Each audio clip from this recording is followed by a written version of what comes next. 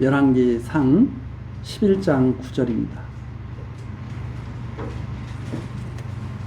솔로몬이 마음을 돌이켜 이스라엘 하나님 여호와를 떠남으로 여호와께서 저에게 진노하시니라.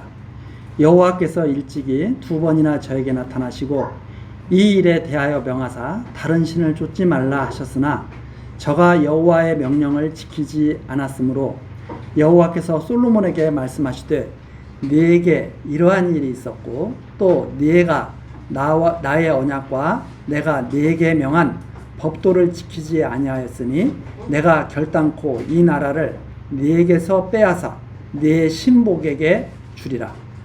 그러나 내 아비 다윗을 위하여 내 세대에는 이 일을 행치 아니하고 내 아들의 손에서 빼앗으려니와 오직 내가 이 나라를 다 빼앗지 아니하고 나의 종 다윗과 나의 뺀 예루살렘을 위하여 한 지파를 내 아들에게 주리라 하셨더라. 13절까지 됩니다. 우리 전 시간에 솔로몬이 하나님께 지혜를 받고 그리고 많은 부와 영광을 누리게 됐지만 결국 솔로몬이 그 이방 여인들을 사랑함으로 말미암아서 우상 숭배에 빠지게 된 그러한 사실들을 우리가 살펴봤습니다. 이 솔로몬의 이 지혜와 영광은 인간으로서는 최대의 그 극치 수준에 다다른 거죠. 솔로몬 왕의 전무후무, 솔로몬 왕 전에도 없었고 후에도 없을 것이다 하고 하나님께서 말씀하신 대로 솔로몬은 최고의 지혜를 가지고 최고의 부를 누렸습니다. 영광을 누렸죠. 그렇지만 그것은 인간으로서는 최고의 그 수준에 올라갔지만 그러나 하나님의 지혜에는 미치지 못하는 것이었습니다. 그래서 우리들이 전 시간에 살펴봤죠. 짐승의 수, 인간의 수는 666이다. 그러나 이 요한계시록에서 하나님께서 그 하시는 그 섭리를 보면 하나님의 수는 7이죠. 그래서 7교회로 돌아보시기도 하시고 7 인을 떼시고 7 나팔을 부시고 7 접시 진노로 쏟으시죠. 하나님께서 하시는 일은 다 7이에요. 창조 때부터 그랬습니다. 제 7일은 하나님께서 안식하셨더라.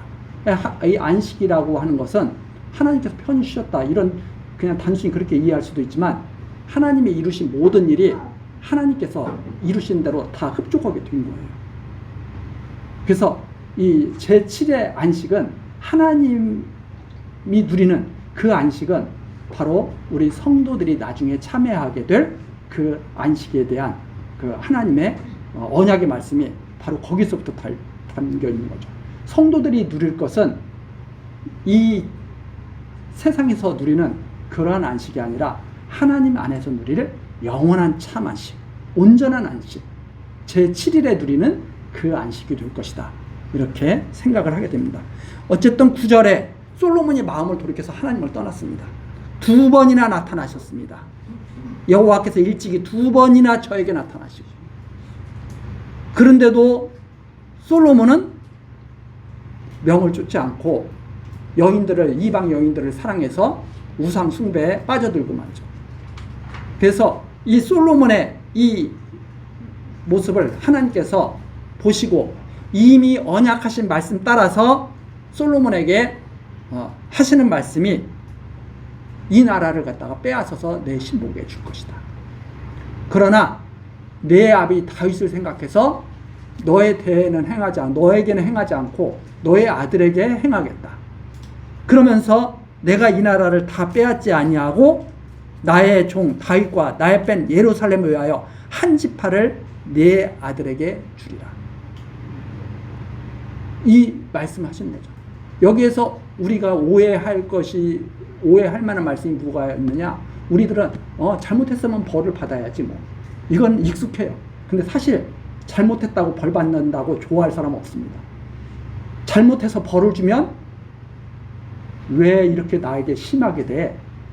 잘못은 했다고 그러지만 자기에게 벌이 가해지면 사람들이 대부분 갖는 생각은 어떤 생각이냐면, 야, 나는 매 한 대 맞을 만큼만 벌을 잘못한 거야. 왜 매를 갖다 10대내 때려? 이런 식의 사고방식을 인간들이 다 하죠.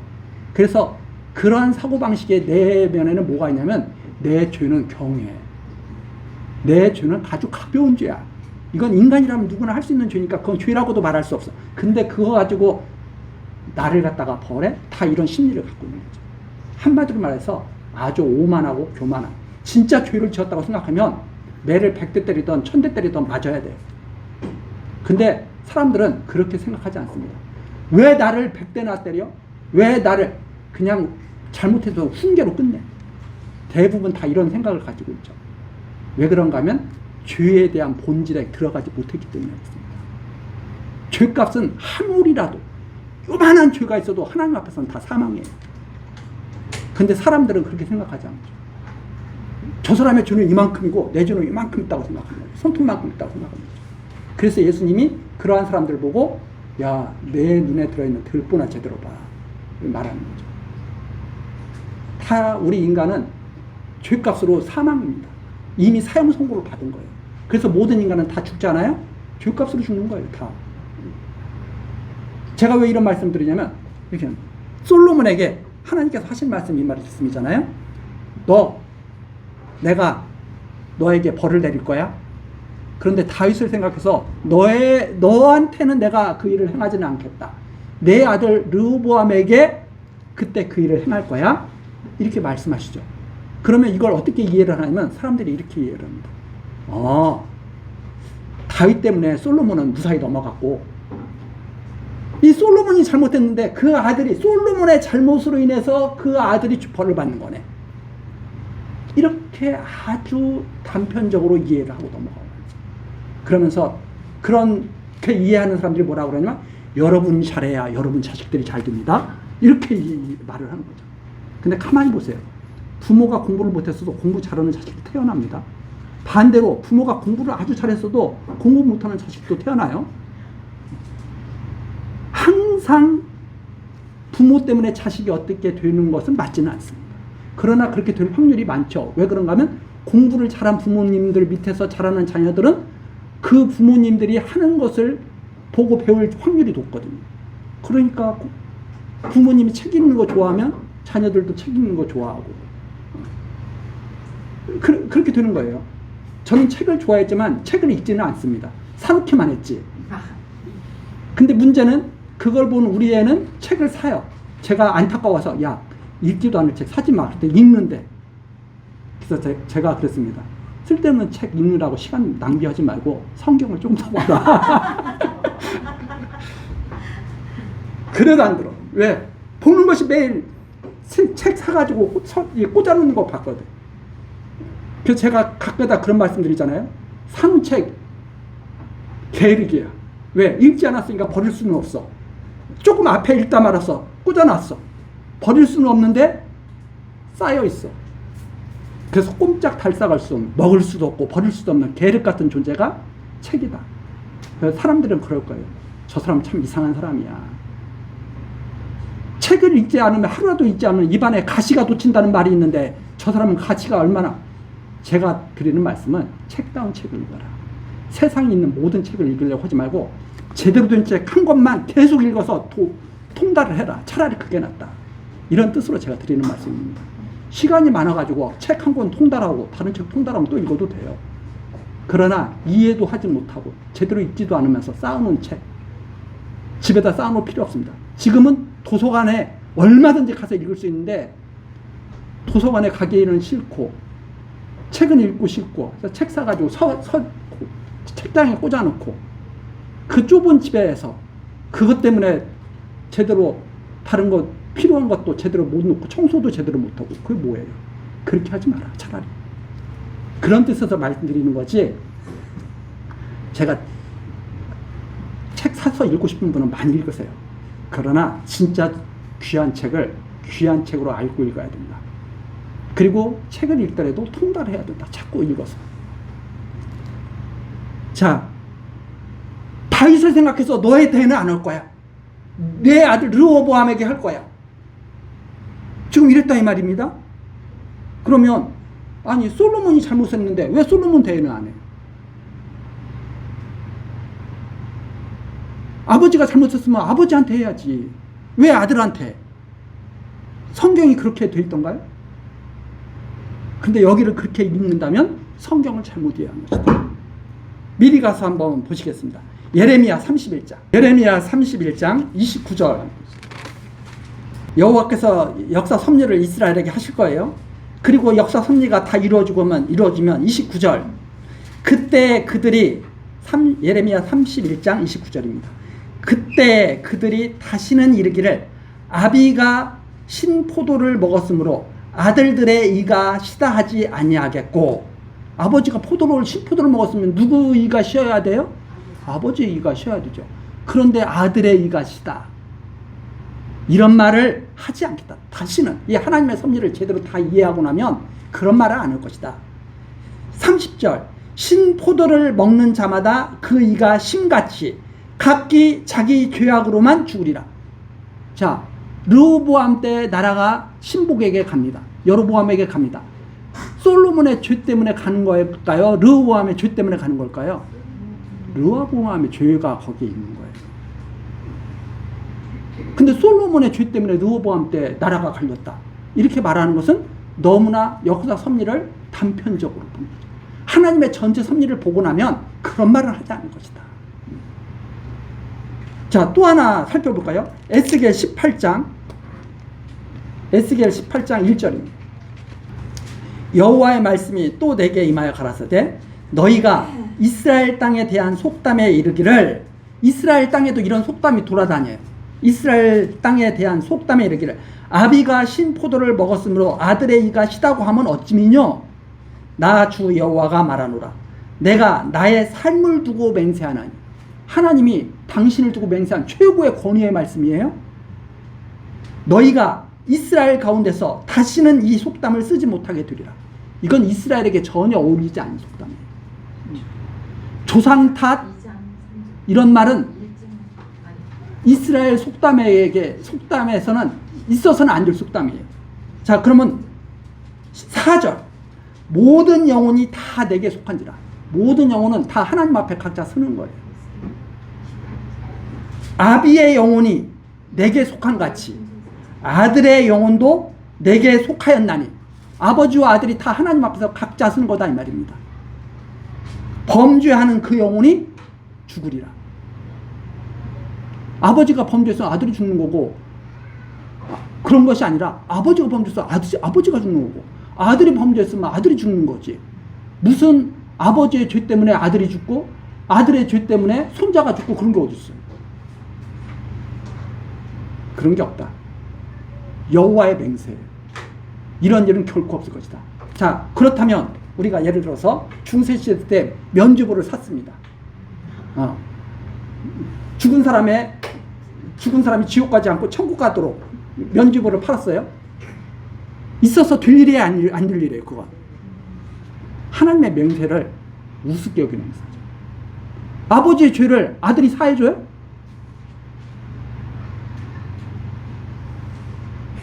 말도 안 되는 그런 일들을 막 하면서 사람들을 현혹시켰다는 말입니다.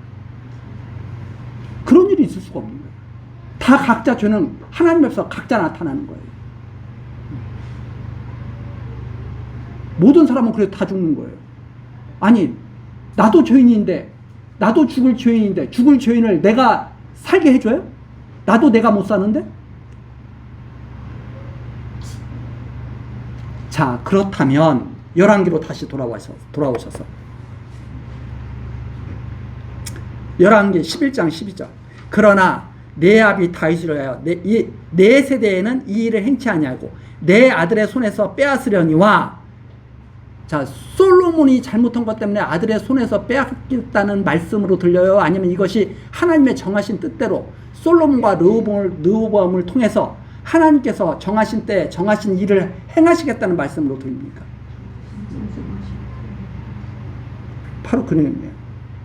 그래서 솔로몬도 죄인이고 르호보암도 죄인이지만 다윗을 생각해, 내가 다윗과 맺은 언약을 생각해서 솔로몬 때에는 행하지 않고 르호보암 때에 행하겠다고 하는 하나님의 절대 주권을 표현하시는 말씀이지, 이게 솔로몬의 죄를 아들에게 넘기겠다는 뜻이 아니다 이 말입니다. 이런 것들을 잘 이해를 해야 우리가 이상한 말을 하지 않는 거죠. 각자의 삶을 사는 겁니다. 하나님 앞에서 각자의 삶을 사는 거예요. 문제는 무엇인가 하면 우리 인간들은 자기의 삶도 하나님 앞에 바르게 세우지 못하면서 자꾸 남을 참견한다는 게 문제예요. 왜 자꾸 남 일을 참견해요? 자, 예를 들어서 쉽게 예를 들어서 할까요? 자, 우리가 온몸입니다. 온몸이 우리인데 이게 교회의 하나의 비유예요. 자, 오른손에 문제가 생겼어요.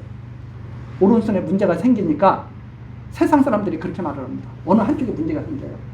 근데 어느 한쪽에 문제가 생긴 게 부패해가지고 막 잘 먹고 잘 사는 거예요. 어느 한쪽에 문제가 생겼어. 부패한 사람들이 잘 먹고 잘 살아. 그랬더니 이쪽 부패하지 않은 손이 그렇게 생각하는 거예요. 왜 나만 이렇게 바보처럼 살지? 나도 부패해서 잘 먹고 잘 살아야 좋을 텐데. 이런 생각들을 한다 이 말입니다. 그러면 그게 무슨 뜻이에요? 여기가 병들었는데 나도 병들면 좋겠다. 말이 안 되는 소리잖아요. 이쪽이 아무리 부패하고 병들었어도 이쪽은 어떻게 하고 있어야 돼요? 강건하게 지키고 있어야 그래도 뭔가 할 수 있거든요. 자, 우리가 살다 보면 안 좋은 데가 생기죠? 콩팥이 안 좋아졌어. 신장이 자기 역할을 잘하고 있으면 신장이 콩팥 역할 못해요? 신장이 신장 역할을 아주 잘하고 있어. 그러면 잘못되어 조금 힘든 콩팥이 신장이 잘 되고 있고 허파가 잘 되고 있음으로 말미암아서 신장을 회복시킬 기능이 기회가 충분히 주어진다 이 말입니다. 그런데 신장 망가졌다고 심장이 그러는 거예요. 야, 나도 힘들어. 나도 망가질래. 허파가 그런 거예요. 너만 힘드냐? 나도 힘들어. 나도 망가질래. 그럼 다 어떻게 되는 거예요? 끝나는 거예요. 그렇게 미련한 생각을 하면 안 된다는 말이에요. 그래서 성도들은 세상의 빛과 소금이라는 말씀이 그냥 있는 말씀이야. 우리 성도들은 아무리 세상이 부패해도 빛과 소금으로 존재해야 돼요. 아무리 다 캄캄해도 우리 캄캄한 집안에 전기가 나갔어. 촛불 하나만 딱 있어도 살만해요? 살만하지 않아요? 살만한 거예요. 그러한 우리의 의식이 우리를 빛나게 하는 거예요. 그런데 다 그렇게 생각하는 거예요. 세상이 다 이런데 왜 나만 그렇게 살아? 나만 바보가 돼? 왜? 바보가 되는 게 아니에요. 지키고 있는 거야. 자기 자리를 지키고 있는 거야. 심장은 심장의 자리만 잘 지키면 살고 있는 거예요. 근데 심장이 자기의 일을 딱 놓쳐버리고 심장이 딱 멎으면 어떻게 돼요? 끝나는 거예요. 다른 데가 아무리 잘못됐어도 심장이 뛰고 있으면 아직 소망이 있는 거예요. 그거와 똑같은 겁니다. 우리 성도의 삶이라는 것은 바로 그런 거죠. 이것이 진짜 긍정이고 이것이 진짜 하나님 앞에서 사는 즐거움입니다. 아, 내가 하나님 앞에서 내 자리 지키고 있구나. 사람들은 항상 자기 자리를 생각하지 않고 남의 자리를 탐내죠. 내가 언제 저 자리에 올라가나.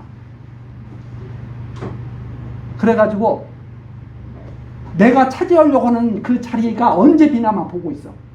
비지 않으면 슬슬 화가 나기 시작해. 내가 저걸 밀어내야 될 텐데. 이래서 온갖 권무술수가 난무하게 됩니다. 그게 세상 사람들의 사고방식이에요. 그걸 짐승이라고 합니다. 하나님이 없는 사람의 삶, 짐승과 방불한 삶. 하나님이 있어야죠. 짐승들이 모여가지고 찬송가 부르고 성경 말씀 읽고 그런 거 봤어요? 안 합니다. 그런 거. 흉내는 돼요. 하나님께서 모으신 백성들이 있는 곳, 그곳이 정말 교회고 하나님의 말씀이 선포되는 곳, 그곳이 정말 진리의 전당이죠. 그게 바로 교회고. 제가 어디가 여기까지 나왔어요. 자, 그래서 이 내 아들의 손에서 빼앗겠다, 너의 대에는 하지 않고, 이것은 하나님의 절대 다윗에게 언약하신 말씀을 이루시겠다는 하나님의 절대 주권을 표현한 말이지, 아버지의 죄를 아들에게 전가하겠다, 이런 말씀이 전혀 아니다. 그렇게 이해를 하시면서 열왕기상 11장 14절입니다. 여호와께서 에돔 사람 하닷을 일으켜 솔로몬의 대적이 되게 하시니. 자, 여호와께서 솔로몬 대에는 무너지지 않게 하시잖아요. 그러나 솔로몬에게 알게 하시죠. 내가 반드시 할 거야. 자, 너의 대적들이 나타나는 거 봐. 하닷을 딱 일으키시죠. 에돔 사람 하닷을 일으키시는데, 하닷에 대한 소개가 나오죠.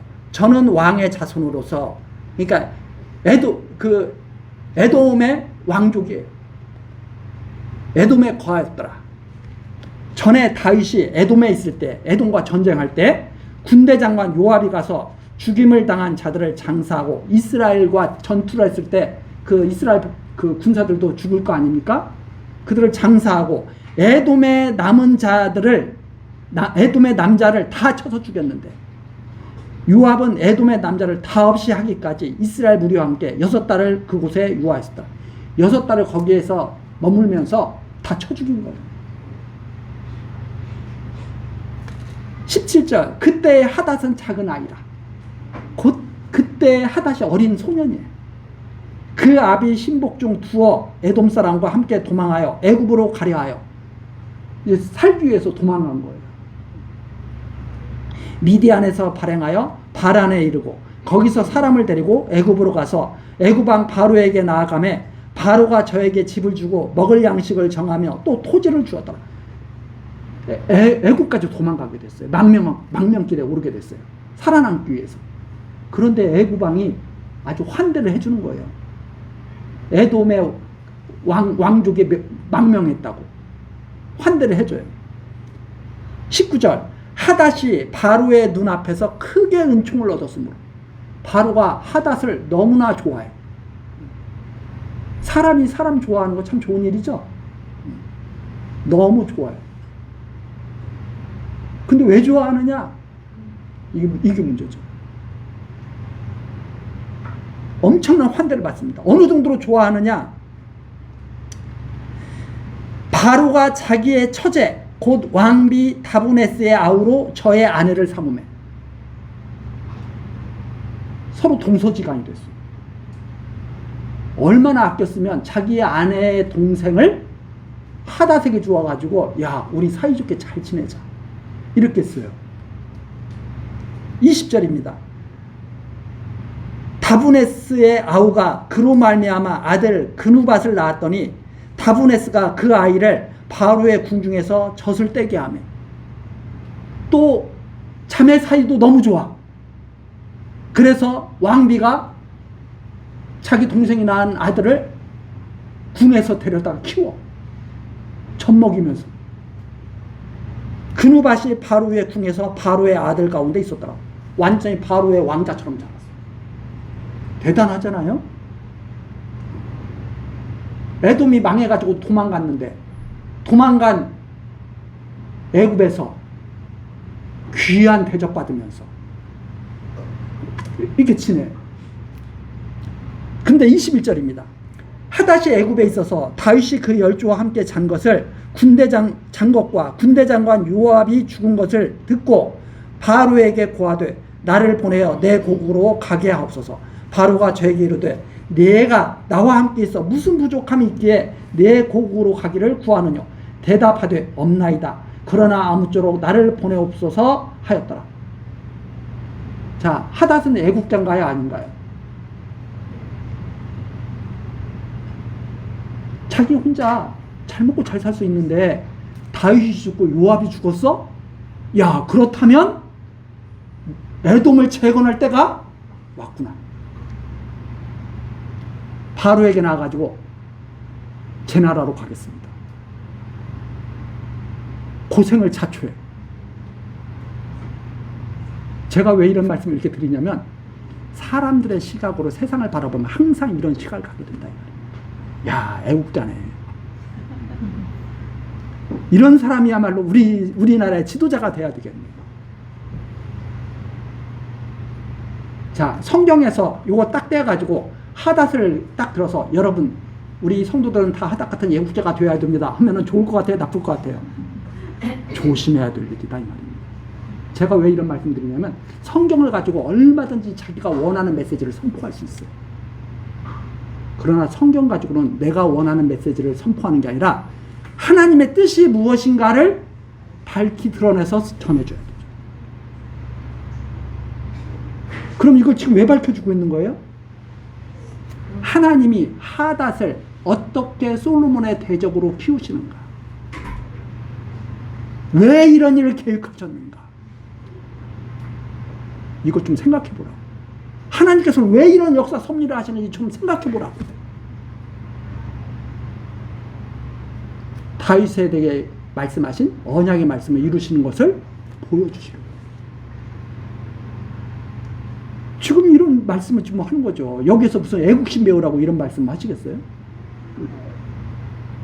아니죠. 그래서 우리들의 삶도 정확하게 목표가 뚜렷해야 됩니다. 내가 왜 지금 존재하고 있는가?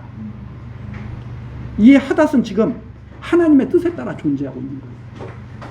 우리들의 삶은 더더욱 그렇다 이 말입니다. 그리스도 안에서 우리를 택하신 하나님께서 왜 이 시대에 우리를 이 땅에 주셨는가? 잘 기억하고 생각해야 됩니다. 이런 역사 섭리를 하는 하나님을 믿고 하나님의 영광을 위한 삶을 살고 있다는 것을 받아들이고 인정하도록 역사하시라.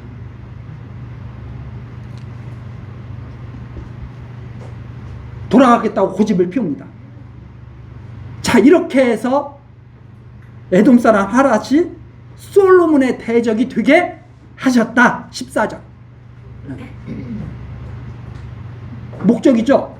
여호와께서 에돔 사람 하닷을 일으켜 솔로몬의 대적을 되게 하시려고 이렇게 지금 역사하신 거예요. 지금까지. 그렇죠? 하닷으로 하여금 에돔의 애국자가 되게 하려고 이 일을 하신 것이 아니다 이 말입니다.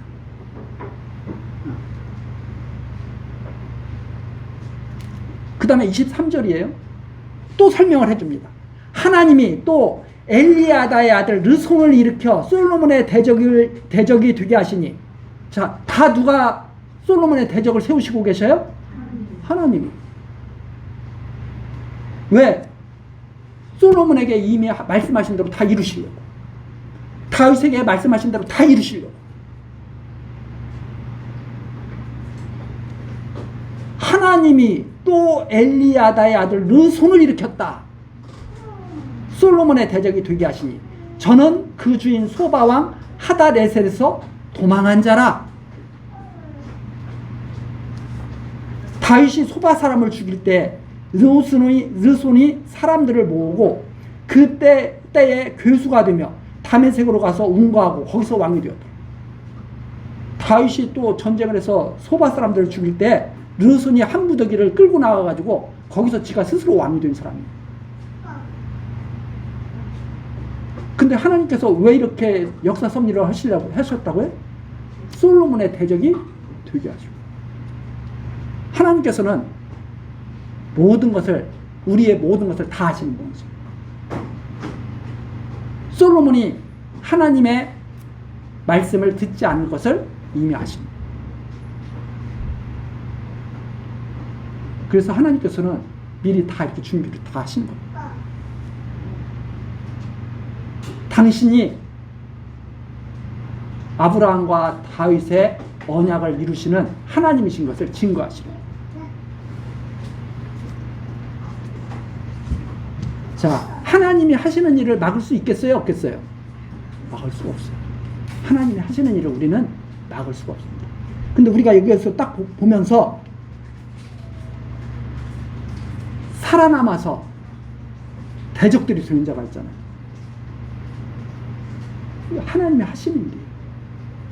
근데 이것을 잘못 이해를 하게 되면 자꾸 사람과 사람과의 전쟁으로 이해를 한다는 거예요.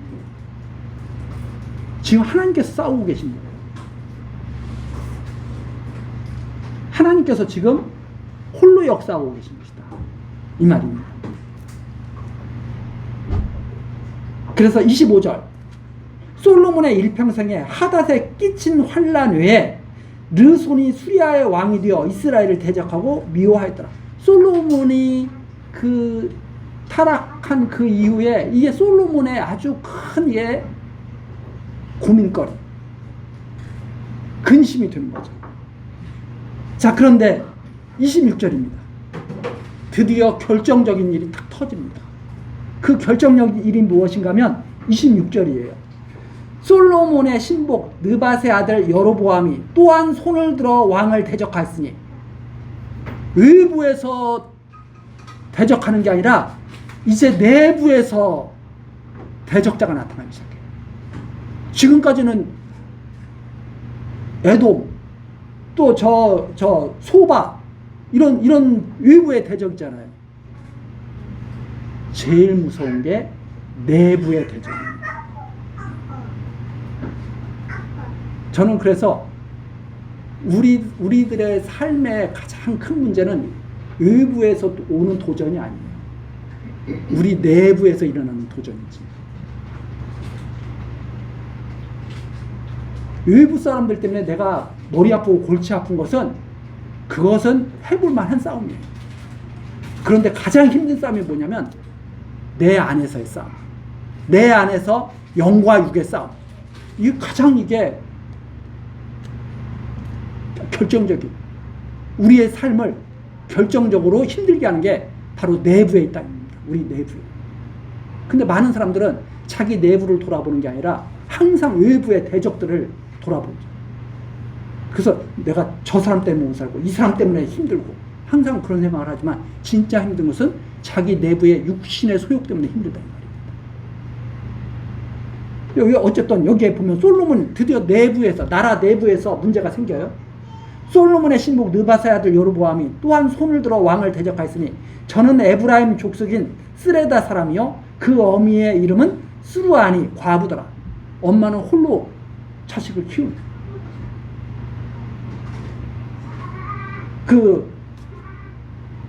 정말 어렵게 키웠는데 27절 솔로몬의 대적이 됐어요. 저가 손을 들어 왕을 대적하는 까닭은 이러하니라. 그가 왜 왕을 대적하게 됐는가? 누가 대적하게 하셨겠어요? 하나님이 대적하게 하신 것을 이제 풀어서 또 잘 설명을 해주는 거예요. 솔로몬이 밀로를 건축하고 그 붙인 다윗의 성에 무너진 것을 수축하였는데 이 사람 여로보암은 큰 용사라. 지도자감이에요. 지도자감. 솔로몬이 이 소년의 부지런함을 보고 세워 요셉 족속의 역사를 감독하게 하였더니, 자, 요셉 족속이면 에브라임 므낫세 지파 아닙니까? 가장 그래도 자존심이 센 족속이죠. 왜? 요셉 때문에 모든 야곱 족속이 살았잖아요. 아주 자긍심이 대단한 그런 지파들입니다. 그런데 여로보암이 에브라임 지파예요. 에브라임이 므낫세보다 앞섰잖아요. 야곱 때 벌써 하나님께서 에브라임을 앞세웠잖아요. 29절입니다. 그 즈음에 여로보암이 예루살렘에서 나아갈 때 실로 사람 선지자 아히야가 길에서 저를 만나니 아히야가 새 의복을 입었고 그 두 사람만 들에 있었더라. 근데 지도자로서 이렇게 이제 좀 총망받는 사람이, 이건 일꾼이구나, 큰 일꾼이구나 해가지고 총망받아요. 근데 아히야가 이 여로보암에게 딱 나타나는 거예요. 지금 우리식으로 정치적으로 많이 얘기하자면 킹메이커가 딱 나타나는 거예요. 쉽게 말해서. 나타나가지고 뭐라고 그래요?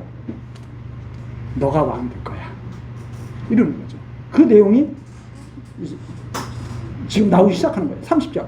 아히야가 그 입은 새 옷을 잡아 12조각을 찢고 여로보암에게 이르되 너는 10조각을 취하라.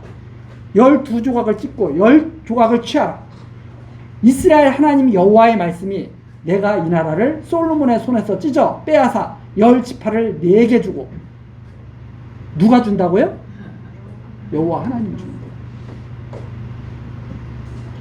오직 내 종 다윗을 위하고 이스라엘 모든 지파 중에서 뺀 성 예루살렘을 위하여 한 지파를 솔로몬에게 주리니 이는 저희가 나를 버리고 시돈 사람의 여신 아스다롯과 모압의 신 그모스와 암몬 자손의 신 밀금을 숭배하며 그 아비 다윗의 행한 같지 아니하여 내 길로 행치 아니하며 나 보기에 정직한 일과 나의 법도와 나의 율례를 행치 아니함이니라. 하나님의 말씀을 멸시했다. 듣지 않고. 한마디로 34절 그러나 내가 뺀 내 종 다윗이 내 명령과 내 법도를 지켰으므로 내가 저를 위하여 솔로몬의 생전에는 온 나라를 그 손에서 빼앗지 아니하고 주관하게 하려니와 내가 그 아들의 손에서 나라를 빼앗아 그 10지파를 내게 줄 것이요 그 아들에게는 내가 한 지파를 주어서 내가 내 이름을 두고자 하여 택한 성 예루살렘에서 내 종 다윗에게 한 등불이 항상 내 앞에 있게 하리라. 내가 너를 취하리니 너는 무릇 내 마음에 원하는 대로 다스려 이스라엘 위에 왕이 되되 내가 만일 내가 명한 모든 일에 순종하고 내 길로 행하며 내 눈에 합당한 일을 하며 내 종 다윗의 행한 같이 내 율례와 명령을 지키면 내가 너와 함께 있어 내가 너 다윗을 위하여 세운 것 같이 너를 위하여 견고한 집을 세우고 이스라엘을 내게 주리라. 내가 이로 인하여 다윗의 자손을 괴롭게 할 터이나 영원히 하지는 아니하리라 하셨느니라 한지라. 이에 솔로몬이 여로보암을 죽이려 하며 여로보암이 일어나 애굽으로 도망하여 애굽 왕 시삭에게 이르러 솔로몬이 죽기까지 애굽에 있습니다. 자, 이 내용입니다. 자, 이걸 어떻게 이해를 해야 될까? 제가 또 풀어서 말씀드릴게요. 외부에서 대적들을 막 세우신 하나님께서 결정차를 때립니다. 내부에서 대적을 딱 일으켜가지고 아이야 선지자를 보냈죠. 여호와께서 말씀하셨다. 옷을 딱 벗어서 12조각을 따냅니다. 하나님의 말씀이 너에게 10지파 준다고 말씀하셨어요. 10지파 취해. 여로보암이 하나님께 나에게 이스라엘 왕이 되게 하신다고요? 10지파. 좋아요, 나빠요? 드디어 나를 인정해줘. 딱 말씀하십니다. 그런데 다 주지는 않을 거예요. 내가 다윗과 언약이 있거든. 내가 다윗과 언약을 반드시 지켜야 되기 때문에 한 지파는 나눌 거야. 그러면 한 지파는 어떻게 되는 거냐? 그냥 흐지부지 되는 거예요. 이쪽 저쪽 반쪽 나눠지는 거예요. 그래서 실질적으로는 다윗에게 남는 것은 유다 지파만 남는 거예요. 나머지는 다 여로보암에게 가는 거예요. 그러면서 선지자를 통해서 하신 말씀이 있습니다. 내가 명한 율법 다 잘 지키고 그러면 그 나라는 영원할 거예요. 근데 만일 지키지 못하면 너도 망해. 할 수 있겠지? 그러니까 여로보암이 저는 하나님 말씀을 잘 따르겠습니다. 그렇겠죠. 지금 선지자가 나타나서 그랬잖아요. 선지자가 나타나서 지금 33절처럼 말하잖아요. 33절. 야, 내가 뺏어서 너에게 줄 거야. 왜? 나를 떠났어. 그래서 내가 너에게 10지파 준다. 너는 나를 떠나지 말고 너가 율법을 잘 지키고 다 잘하면 너의 나라 내가 계속 견고하게 해줄 거야. 그러면서 39절이죠. 39절. 내가 이로 인하여 다윗의 자손을 괴롭게 할 터이나 영원히 하지는 아니하리라. 이게 지금 여로보암에게 나타난 하나님의 뜻입니다.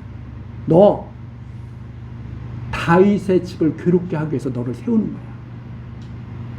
다윗의 집을 괴롭게 하기 위해서 너를 세우는 건데 너가 그럼에도 불구하고 너가 율법을 잘 지키고 나의 말씀에 순종한다면 그 나라 영원할 거야. 근데 우리가 알다시피 율법을 지키라고 주신 거예요? 못 지키라고, 지킬 수 없다고 주신 거예요?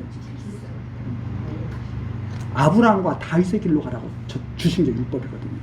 제가 다시 한번 말씀드렸지만 아브라함과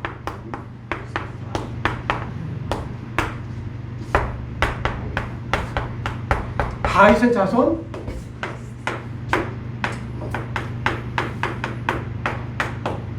예수 그리스도예요. 이 길을 떠나지 말라고, 이 길에서 절대 떠나지 말라고 주신 것이 율법입니다. 그런데 아히야 선지자가 여로보암에게 나타나서 야, 솔로몬이 자꾸 우상 섬겨서 내가 그대로 둬서는 안 되겠어. 내가 이걸 그렇게 해. 그렇게 해가지고 하나님을 떠나는 것이 얼마나 괴로운 일인지를 내가 알려줄 거야. 그래서 절대 떠나지 않게 할 거야. 다윗의 길에서 절대 떠나지 않게 할 거야. 그래서 내가 솔로몬을 대적하라고 너를 이스라엘 왕으로 내가 세울 거야. 다윗 왕가를 대적하라고 너를 이스라엘 왕으로 세울 거야. 그런데 너가 율법을 잘 지키고 순종하면 왕으로 계속하도록 해줄게. 할 수 있겠어? 그러면 여로보암이 뭐라고 말해야 돼요? 제대로 지혜가 있으면 저는 다윗의 길에서 떠나지 않고 다윗 왕가도 그대로 있겠습니다. 이래야 되는데 그래? 율법만 잘 지키면 내가 끝까지 왕을 할 수 있다는 말이지. 아멘. 그래서 약속은 받은 거예요. 약속은 받았어. 이스라엘 왕이 될 거야 이제. 이스라엘 왕이 되는데 솔로몬 때는 될 수 있어요, 없어요? 솔로몬 때는 될 수 없어. 아들 때 그렇게 된다고 하신 거예요. 그 아들 때 그렇게 되려고 했는데 이것이 퍼져나가잖아요. 누가 다음에 왕이 된다더라 하는 말이 퍼져나가잖아요. 40절. 이러므로 솔로몬이 여로보암을 죽이려 하며. 솔로몬이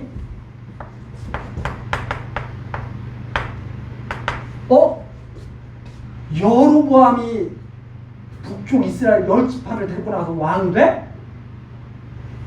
내가 이걸 죽여버려야 돼. 솔로몬이 되겠어요? 안 되겠어요? 이것이 한계. 인간 지혜의 한계. 인간이 받은 지혜의 한계. 이걸 뛰어넘을 수가 없어요. 그리스도는 당신을 죽이려고 모의하는 가룟 유다에게 뭐라고 말해요? 너 해서는 안 돼? 막어? 뭐 저거 붙잡아 그래요? 아니면 빨리 가서 내 일을 하라고 그래요?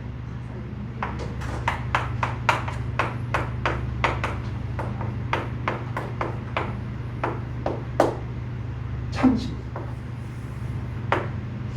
하고 싶은 대로 해. 그러나 한 가지 명심해야 될 게 있어요. 하나님이 계시다는 사실을 꼭 잊지 말아야 돼요. 그것이 전도서에 나오는 청년의 때를 말하면서 권면 중입니다. 청년들아, 하고 싶은 거 다 해. 원하는 거 다 이뤄봐. 그러나 잊지 말 것은 하나님이 계시다고 하는 것은 잊지 마라. 이게 참 지혜를 얻게 되는, 나중에 솔로몬이 그걸 기록합니다. 솔로몬이 여로보암을 죽이려고 한 것이 왜 여기 기록됐겠어요? 할 수 없다 이 말입니다. 죽이려고 했지만 죽일 수 없었다. 누가 대적으로 세웠기 때문에? 하나님께서 대적으로 세웠다. 못 막는 거예요. 하나님이 굳게 하신 것을 누가 곧게 하랴. 그런데 그 하나님을 듣는 것을 별로 기뻐하지 않는다는 말입니다. 무엇을 기뻐해요? 너 하기에 달렸어 이렇게. 너 하기에 달렸어. 너 마음 먹기에.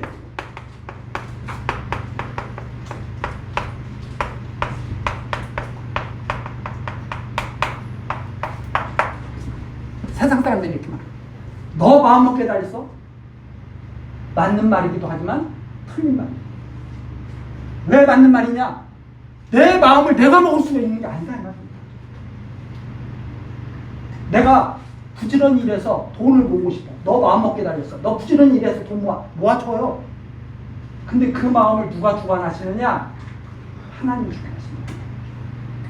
그래서 너가 주체가 아니에요.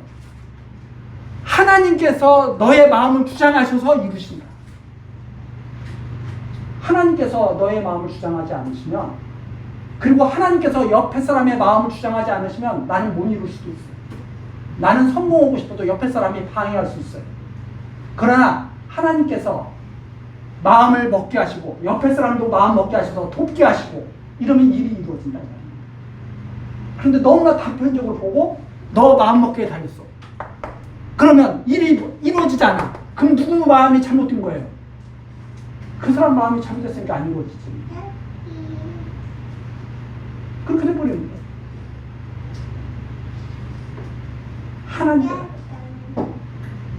일의 경영이 사람에게 달린 것이 아니라 하나님께 달린 이것을 보여주시는 역사 섭리가 지금 이렇게 잘 설명해 주는 거죠. 솔로몬의 대적이 거저 생기는 게 아니에요. 하나님께서 정하신 대로 이루어져가는 역사죠. 자, 그래서 41절 솔로몬의 남은 사적과 무릇 저의 행한 일과 그 지혜는 솔로몬의 행장에 기록되지 아니하였느냐. 솔로몬이 예루살렘에서 온 이스라엘을 다스린 날수가 40년이라. 솔로몬이 그 열주와 함께 잠에 그 부친 다윗의 성이 장사되고 그 아들 르호보암이 대신하여 왕이 되니라. 자, 그래서 르호보암의 시대로 우리 다음 시간 넘어가 보기로 약속드리면서 오늘 여기까지 하시겠습니다. 기도하시겠습니다. 우리들에게 신실한 믿음을 주시는 하나님 아버지, 날마다 하나님의 말씀으로 생명의 양식을 삼아 힘을 얻고 살게 하시니 감사드립니다. 하나님, 이 시간에도 하나님의 은혜 가운데서 우리들 열왕기상 말씀을 들으며 생각하며 배웠습니다. 우리들에게 지혜와 총명을 더하셔서 하나님의 말씀을 바르게 보게 하시고 어떤 것에도 흔들리지 않는 굳건한 믿음으로 살아가게 하옵소서. 예수 그리스도의 이름으로 기도드리옵나이다. 아멘.